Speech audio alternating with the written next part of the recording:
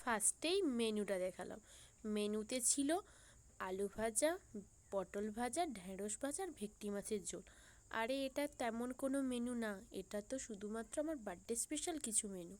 যাই হোক, এটা হয়েছিল দিদিভাইয়ের বাড়িতে। দিদিভাই বার্থডেটা সেলিব্রেট করেছিল। তো এটা দিদিভাইয়ের ছেলে, আমার পাপা সোনা।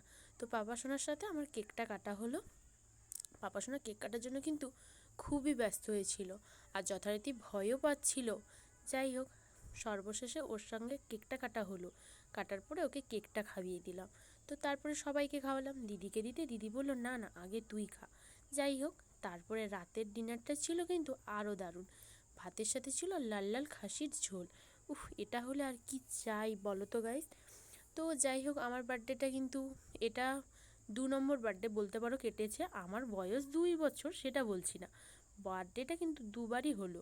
একবার বড় দিদিভাই করেছিল, একবার ছোট দিদিভাই করলো। যাই হোক, তোমাদের বার্থডে কেমন হয় অবশ্যই জানিও। টাটা, বাই বাই, সবাই ভালো থেকো, সুস্থ থেকো।